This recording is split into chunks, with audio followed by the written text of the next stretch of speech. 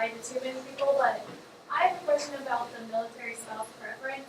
I'm not listed on my husband's orders. We got married after we received his orders. I got approval to come here, like a separate form. I've heard I don't get the military spouse preference because I'm not on his orders. Is that true?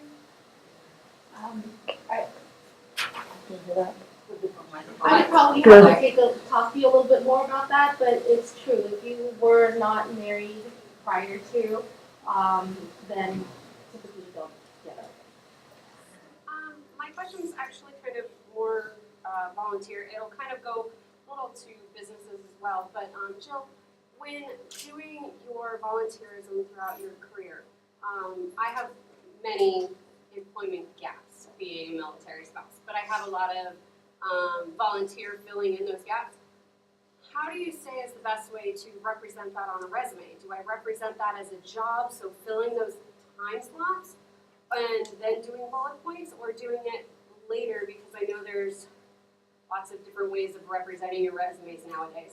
Do I do that at the end on all volunteers and putting them together so that I get more maybe meat, I guess you could put?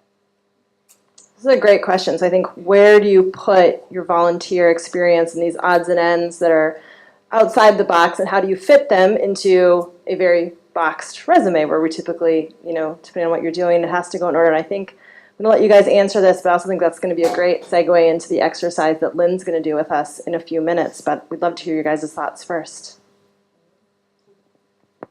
I'm happy to start, but I want to hear what other people think too.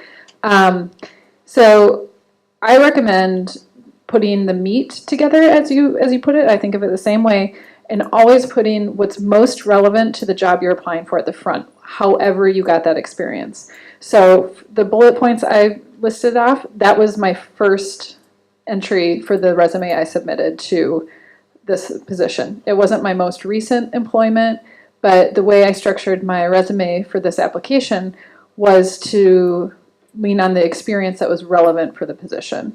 It does help cover those gaps. It shows the experience and like how you filled your time, and that demonstrates the skills that employers are looking for as well. So that's a really specific example, but I want to see if other people have things to share. So for the most part, your resume doesn't matter, which is becoming increasingly apparent in today's world of online applications. So to me, the only idea is, what do you need to say to get in the door?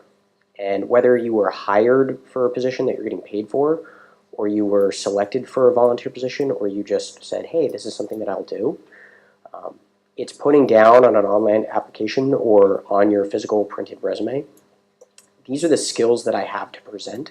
And then should you be selected for an interview, if you need to clarify, if they have questions about, oh, was this a job or was this volunteering, that's your opportunity to frame it however you would like. But essentially, the way that I look at it is that you just need to be able to get in the door, and then let your own story tell everything else that needs to be said. So the way that I would, for government, your resume is everything, especially for federal government. And I can't stress that enough, because the more you put in there, and there's no, you can have different, so it's different from the private, because the private, they want you 1 to 2 page resumes. The federal government, if you had a 10-page resume, they wouldn't care less. So the more the better. And if you were looking for a government job, and this is actually my first federal government job, I've always worked for local government, but you would want to, depending on your experience, you would want to put your volunteer, and you said you have gaps, you would want to put it in the body of your resume. And make sure that you use specific words that really sell that volunteer position, and put yourself in the HR professional shoes. Like, sometimes using the right words is everything. We know, we can smell a lie from 5 miles away, or something that's been overly sold. So you want to sell yourself, but don't make it too much, so that it's like if you were working at, if you were helping at the thrift shop, you didn't own your own thrift shop. You weren't the owner. So just make sure it's truthful, but you'd want to put it in the body. If you have a strong resume with employment already, then maybe the volunteer part can come on the bottom of your resume. But for the gaps, please put your volunteer opportunities there as a job. I've done both. I think it depends on how significant your contribution to that volunteer organization is. And if you can substantiate that, I know USO, Fleet and Family Service, Red Cross, we have actual physical records and databases that we can pull up and print and offer people letters of appreciation, letters of recommendation. And when you do a lot of hours, like over 10 a week, I definitely would put that in the body of a resume. If it's something small, you're doing maybe 4 or 5 a month, maybe put it at the bottom. That's just a general rule, not counting government resumes, but civilian resumes. That's what I would do. So for government resumes, I understand, I've been building mine, but then there's also positions that are not government or private sector.